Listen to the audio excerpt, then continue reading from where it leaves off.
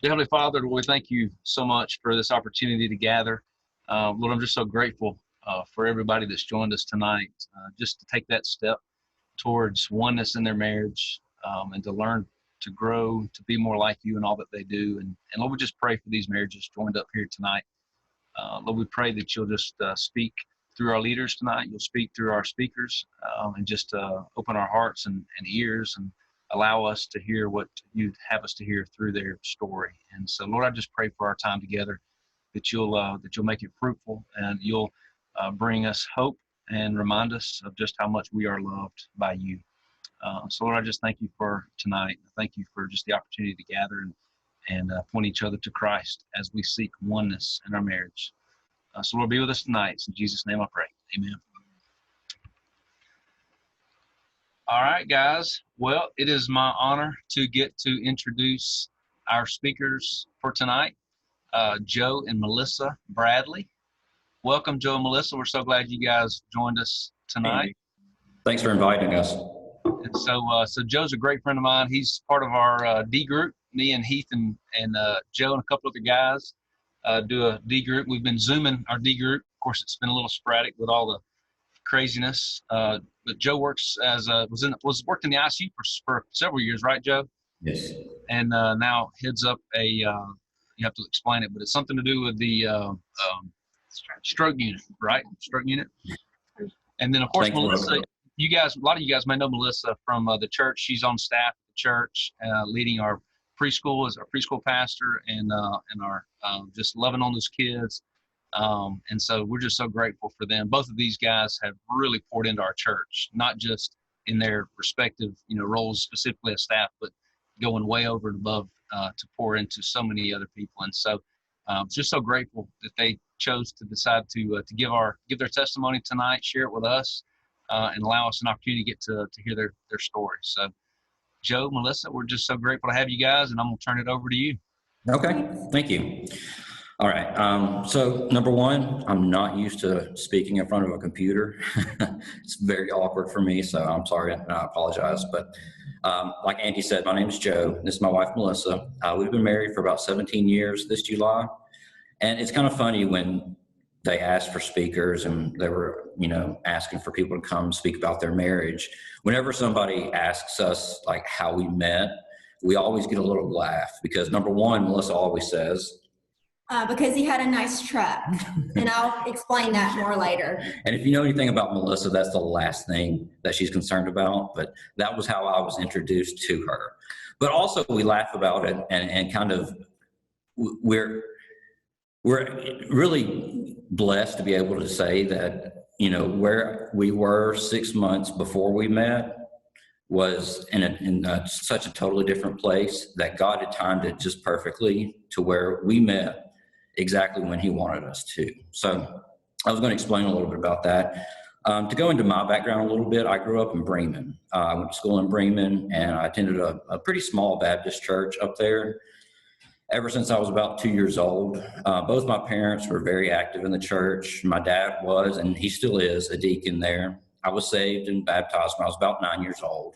And so I think intellectually I knew what it meant to give my heart to God and to be saved and to, have that life with God. But intellectually it was there, but I never really let it get into my heart. So kind of by the time that I got into high school, I, really made that old adage about preachers and deacons' kids being the worst true, because I got my license, I got in my car, and I just went and I did my own thing. I had a sense of freedom that were really what I thought should be freedom and what I thought freedom meant.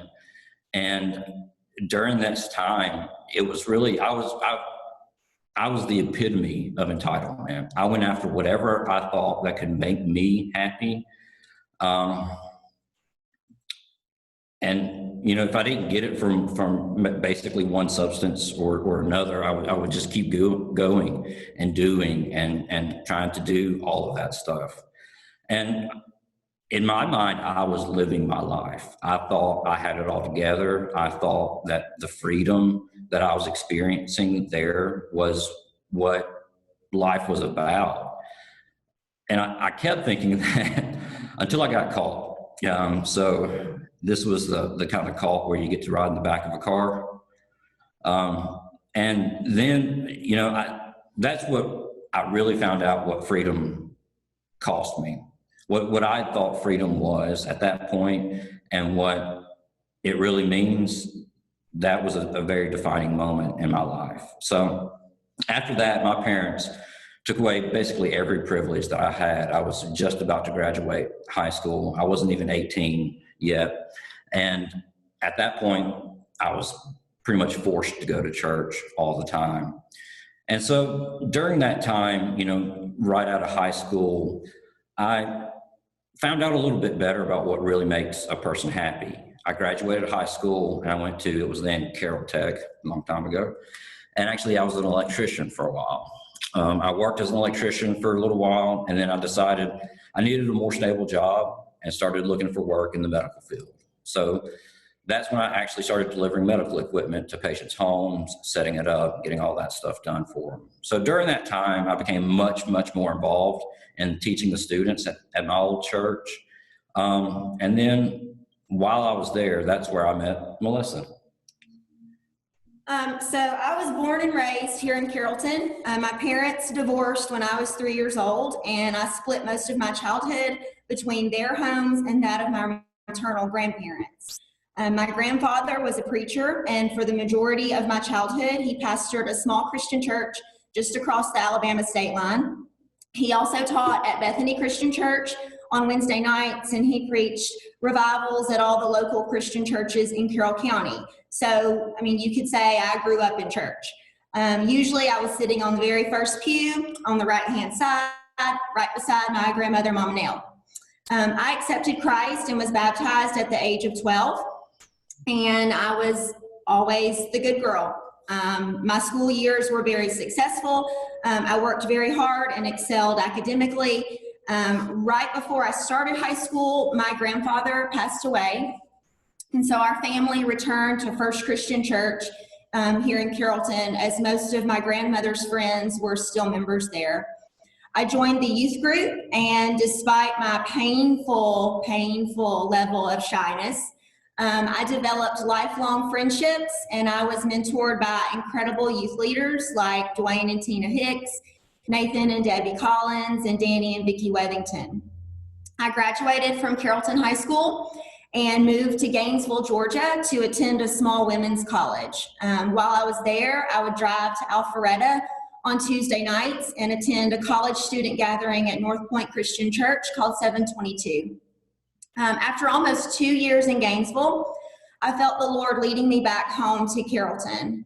That was a hard time for me because it was very important to my parents that I pursue a degree in the medical field and work in the medical field in some capacity. So I had stayed in touch with my high school youth group friends and leaders, and so that's really coming back to that community made the difficult news of telling my parents that I was going to change schools and my major just a little bit easier. So in January of 2001, I transferred to UWG and moved in with my grandmother. One evening, my younger sister, who some of you may know, but she and I are complete opposites, like night and day. And so she was dating a guy, and she wanted me to meet one of his friends because he had a nice truck. So I reluctantly agreed to attend a church service with her at a small Baptist church in Bremen, and the rest is history. So you can obviously tell we were cut from the same cloth. Very similar upbringing, very similar responses. But honestly, when we're looking back at it, and the reason we kind of chuckle and laugh about it is because, like Melissa's idea when she was in school and growing up of what her responsibilities and everything were, and mine were so totally different. It was just night and day. And for me, it took God basically slapping me across the face and getting me back into church and back eventually where, like she said, we met. And so, like, I don't know if everybody's familiar with old Southern Baptist churches, but we were going through a revival. And basically, we had a preacher preach every night of the week that week. So I don't remember what night of the week it was that you came, but she was sitting on the back pew because I was, back row Baptist, not the front row on the right. She was sitting on the back, and I was coming up from the front. And I mean, it was totally 100% love at first sight. I mean, how could she ever resist me? Yeah. And then we went to Waffle House after, so that's romantic. And it was the old Waffle House in Bremen, not even the new one. So yeah, but a few months later, we officially started dating. Yeah, officially. So she really made me work for the title of boyfriend. But after finally wearing her down, we actually started dating. This would have been around, I think, September of 2001. And so while we were dating, we were trying to be very cognizant of keeping in touch with our faith. So while dating, I would go to church with her. She would come to church with us. We served actively in the children and student ministry. She's actually the one that made me inviting me to work in the nursery and help out with the babies in there. So we did that for a while. We listened to Louis Giglio at 722 a few times.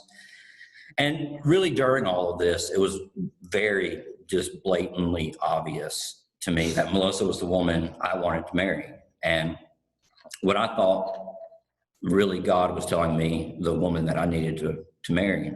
So being the wonderful Southern gentleman that I am, I asked for her parents' permission before proposing. And so we went down to her dad's beach house, and I was helping him fix the back porch, and me and him were driving back from the hardware store, and that's when I, popped the question to him. So after he threatened to kill me, not really half-heartedly, if I ever hurt her, he said yes, obviously. And then the one thing that really stuck out to me was after I talked with Melissa's mom and dad, I also wanted to ask Mama Nell, who was instrumental in raising Melissa. So I went and I asked her. She kind of, gave me the attaboy punch in the arm. But one of the really awesome things that she did was she gave me her 50-year-old engagement ring to propose with. So the engagement ring that Mama Nell had, I was able to propose to Melissa with on Christmas Eve of 2002. A week later, we took our first mission trip together to Piedras Negras, Mexico, with our friends who are now our life group.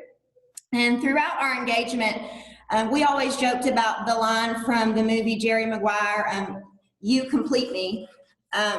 But there was one night in particular, I remember we had a serious discussion about how, even though that, we joked about it and said it a lot, it wasn't true. We did not complete each other. We were already complete individuals in Christ. And that was very important for us to remember when we were tempted to find our worth in one another. We did our premarital counseling that spring with Debbie and Nathan Collins, and then Dwayne performed our wedding ceremony on July 19th, 2003 at the same Little Baptist Church in Bremen where we first met. Good job, Heath. There it is. He got the right picture. And I always like to give Dwayne a little ribbing about this because he was a little bit late to officiate our wedding. He came in on 2 wheels and nobody told Melissa. He came in, said, "Hey, Melissa," and went out to the pulpit. So he was ready. So like I said, we've been married for almost 17 years with absolutely no problems whatsoever.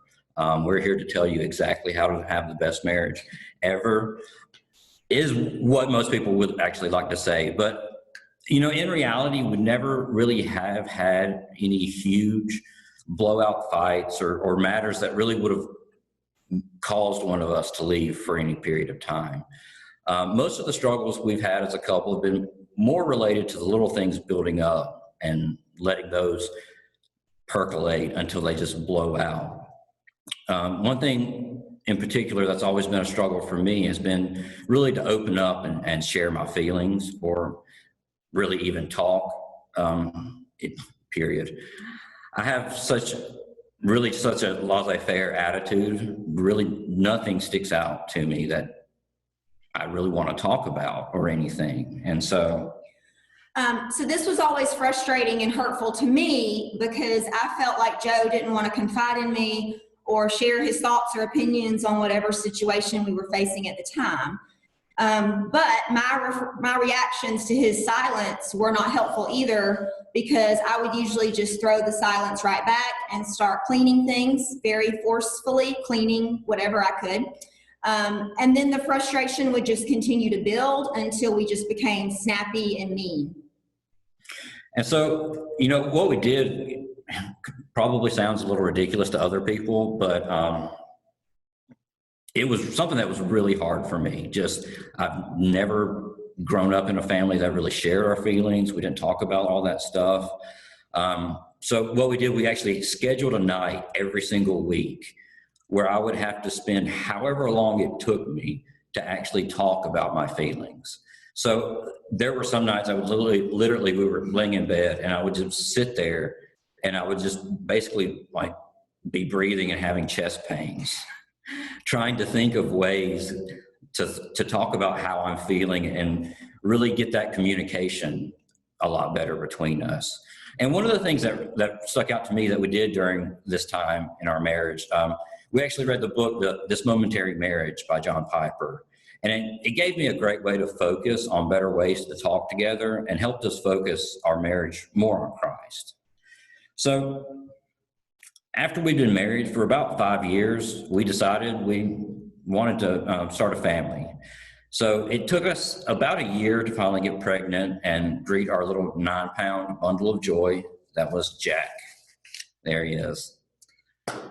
This was a particularly difficult time for us. So prior to Jack's birth, we sold our starter home and moved back in with my grandmother, whose health was declining rapidly and did not need to live by herself anymore.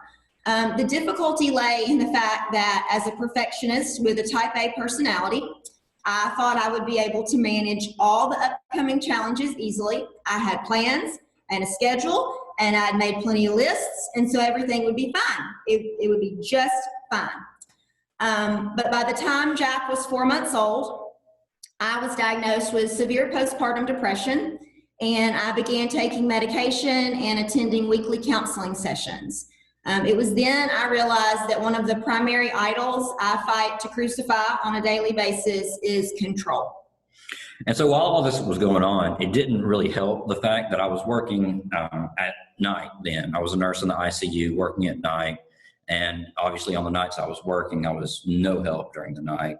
But you would think that on the flip side, that would be a godsend because I'm already, used to staying up at night. But that didn't work out the way we really planned it, because Jack, he had other plans. He was basically a devil child that didn't sleep for about almost 15 months, really.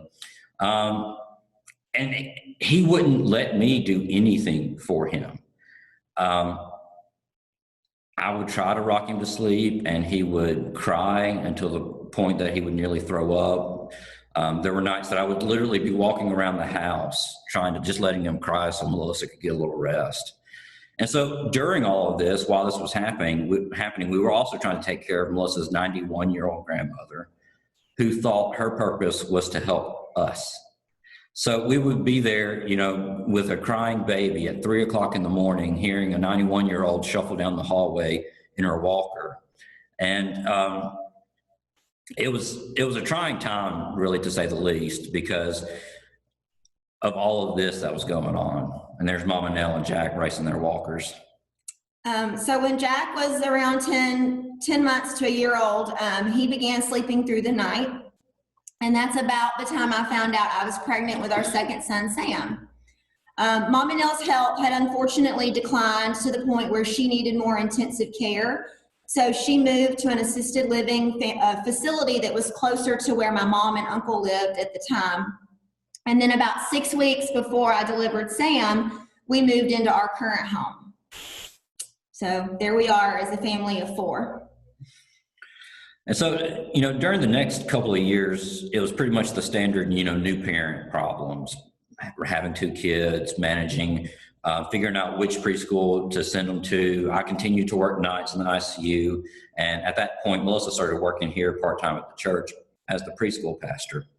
And so when Jack was about 5, I'd been working on night shifts for almost 10 years at that point. Melissa and I felt that I needed to find a different work schedule for our family. The boys were getting a little bit older. I was having to stay up. I wasn't able to get much sleep all the time.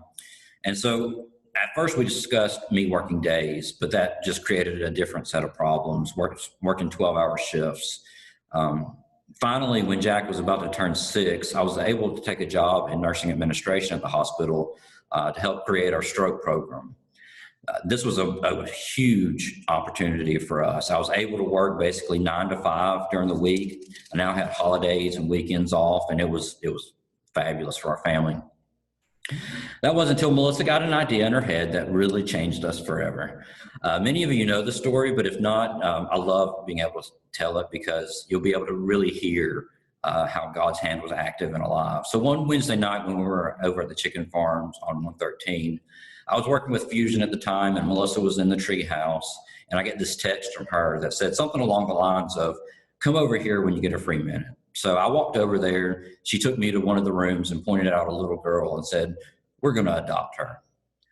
Now, this is also the woman who lays out the royal treatment for every stray animal that comes into our yard. So I thought this would be the same idea. We would entertain this for a little while, and maybe I could eventually buy her something shiny to distract her from the idea.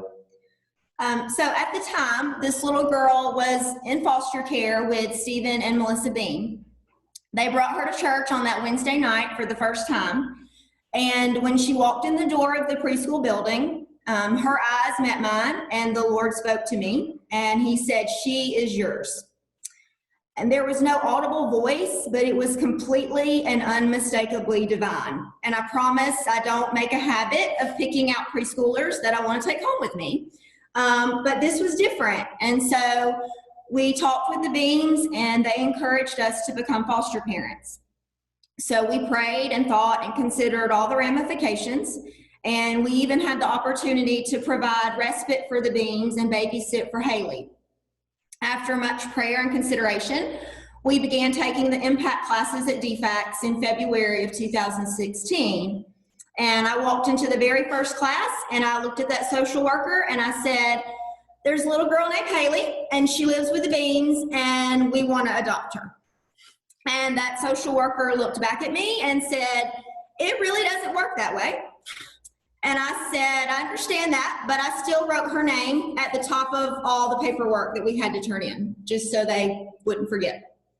And so we went through the classes and turned in all the paperwork. And to be honest, it was a lot of paperwork.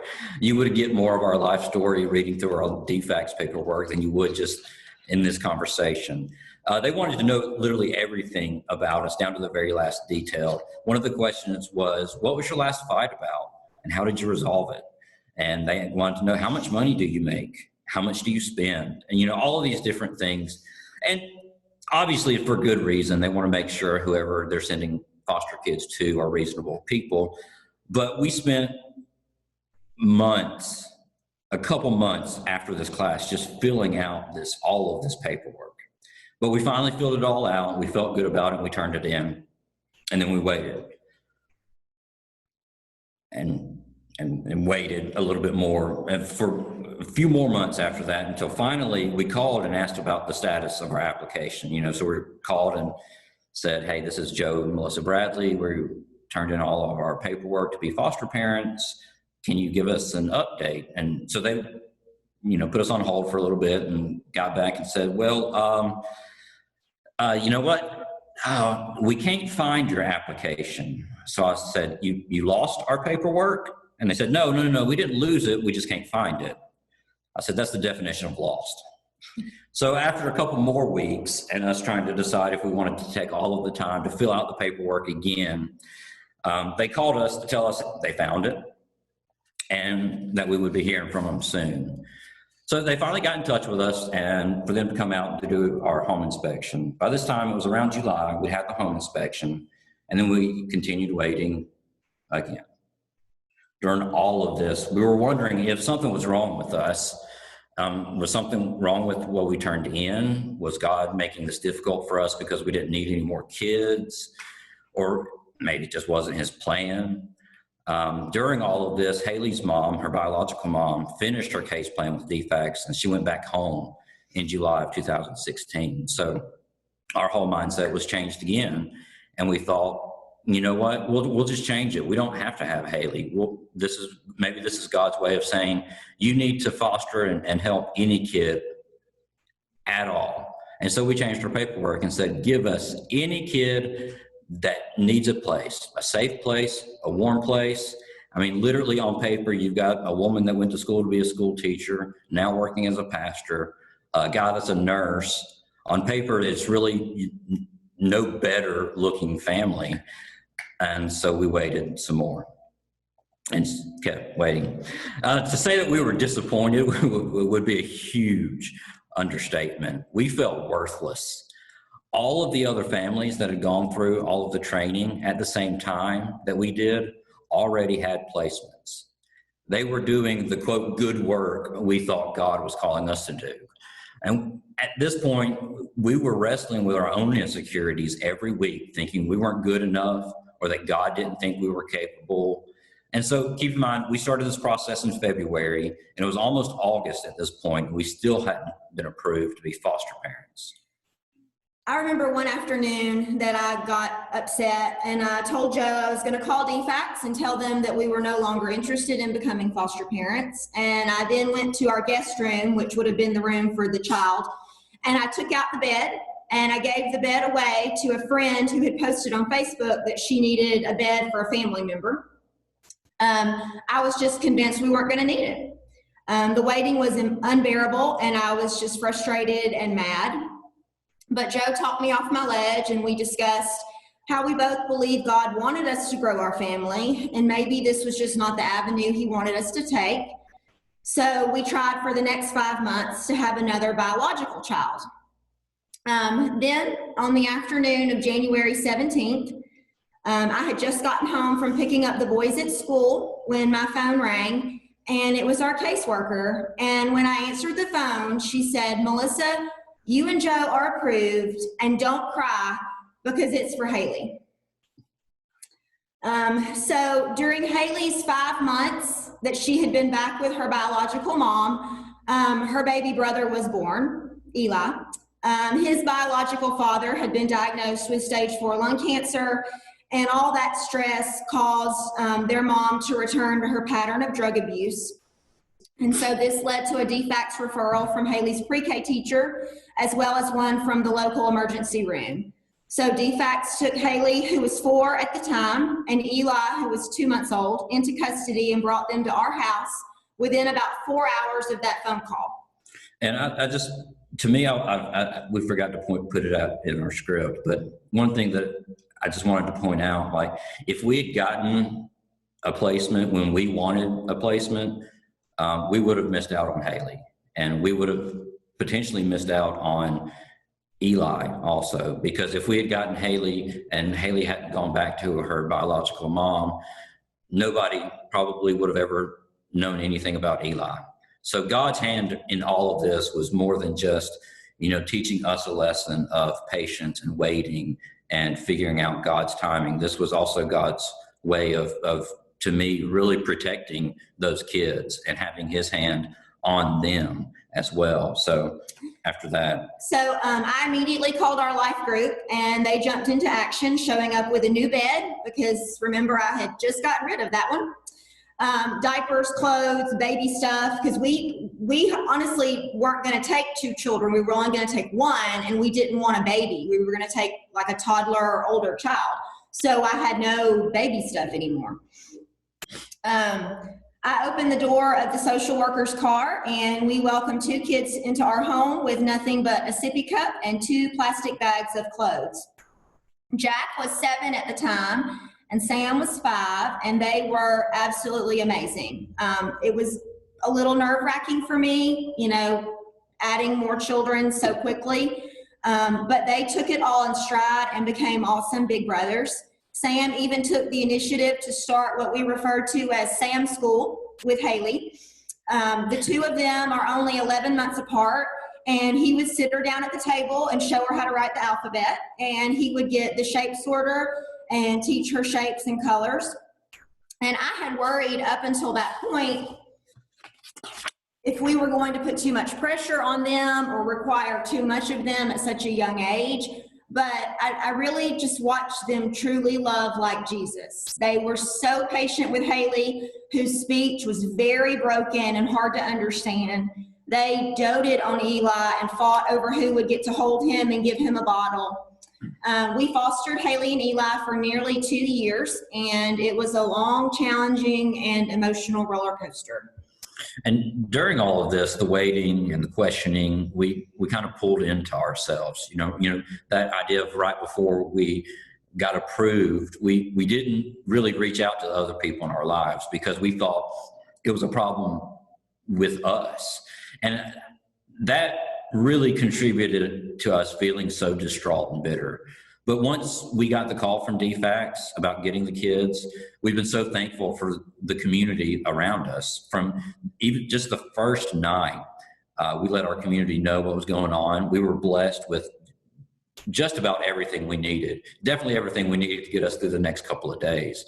Our families have stepped up and stepped into our lives, and then they've helped us run kids to and from ball games, different things, helped us watch 2 kids.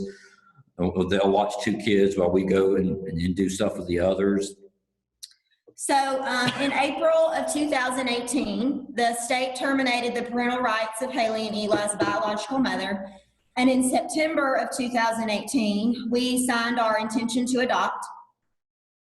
On December 4th of 2018, we officially finalized the adoption, and they both became Bradleys. They had lived with us for almost 2 years at this point.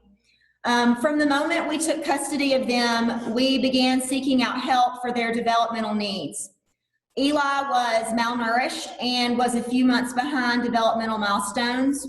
Haley had much more significant delays, speech apraxia, and a history of sexual abuse.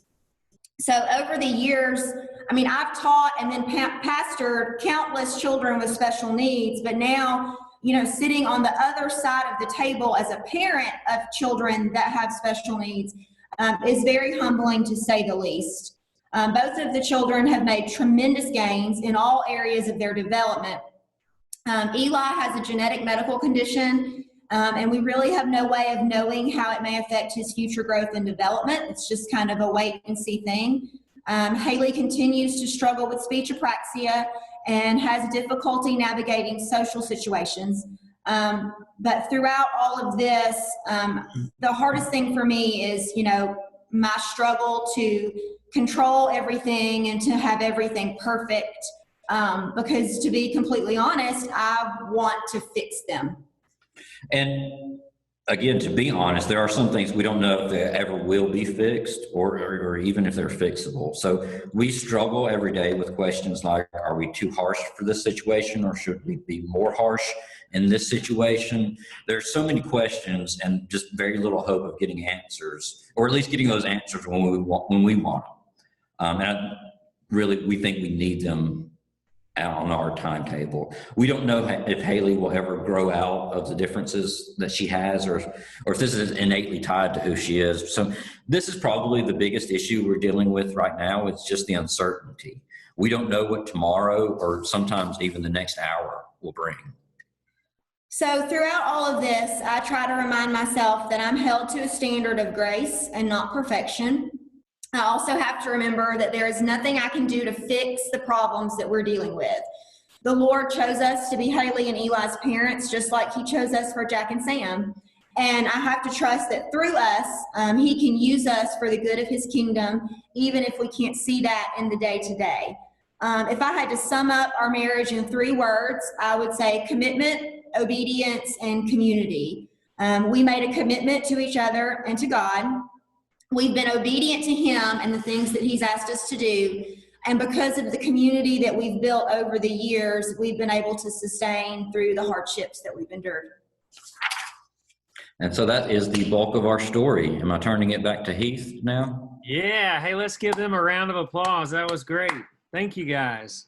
Thank you. Joe, Melissa, thank you for sharing. I know you guys aren't usually here with us, and again, thanks for joining us and being a part of it. It probably is a little easier that we're not putting you on stage, Melissa. I know how much you love that. She does a great job, by the way. Every time you get on there, you would not know that it's not her favorite part of her job. But thank you guys for being here and being a part and sharing. And what you guys may not know is the stories we typically hear, I think, are a little bit different, and yet still the same, meaning you guys aren't coming with a huge issue between the two of you, right? Sometimes stories involve poor decisions on one of the couple's part, right? And things like that. You guys are coming with circumstances that came at you and you had to walk through them that God kind of led you through. And I think for all of us, the big thing there, the takeaway in that, what I'm saying in that is all marriages go through things that if we're not depending on God, I love the way you guys said it, that you were committed to each other, that you were obedient to God, and that you had community in your life. If we're not having those things in there, then it can get hard. And even when we do, sometimes it's hard. But if we push through, trusting God, being dependent, letting the people who he's put in our lives help us walk through it, look the good that God does. That's what I've loved about the stories we've been able to hear, the testimonies of people, is we get to look and see the good that God is doing in folks' lives. Joe and Melissa, for you guys, that good, that growing, you guys together, that all that has come through. What's been really good for Haley and Eli as well, and for your whole family. And how cool is that? And for those of you who know them and know their family, they are the sweetest family in the world. I love your kids, all of them. And I'm so thankful that they're a part of our church. And my kids are around the same age as all theirs, so we interact a fair amount, and it's pretty cool. But what a cool, awesome story of what God purposed for you guys, and what he did in his timing. And so be encouraged in that, as Joe was saying, what our timing, what we think our timing is, what we desire, what we want, we got to have it right then and there, may not be the best timing. But God is trustworthy. And in that, we can trust that his timing is, even if it doesn't line up with ours. So